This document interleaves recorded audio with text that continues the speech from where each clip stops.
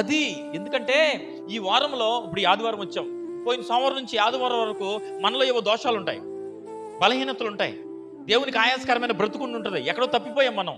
ఆ దోషాలన్నిటికీ, ఆ పాపానికి పరిహారం చేయడానికి నువ్వు ఆదివారం మందిరానికి రాగానే నువ్వేం చేయాలి? మొదటిగా మాట్లాడాలి. పాప పరిహారార్థ బలిని అర్పణ అర్పించాలి. అర్పణ అర్పించాలి. పాప పరిహారం పర్వా అప్పట్లో ఏముండేదంటే ఉన్న కాలంలో పాపాలు పోవడానికి యాజకుడు ఏం చెప్పాడంటే, అయ్యా మరి నేను దొంగతనం చేశాను అయ్యా అంటే, పౌరాన్ని బట్రా అనేవాడు. ఏంటంటే ఆ పౌరాన్ని అక్కడే చంపేసేవాళ్ళు, బలిచ్చేసేవాళ్ళు. ఆ దొంగతనం ఈ పాపంతో ప్రాయశ్చితం అయిపోయేది. అది మోషే ధర్మశాస్త్రం.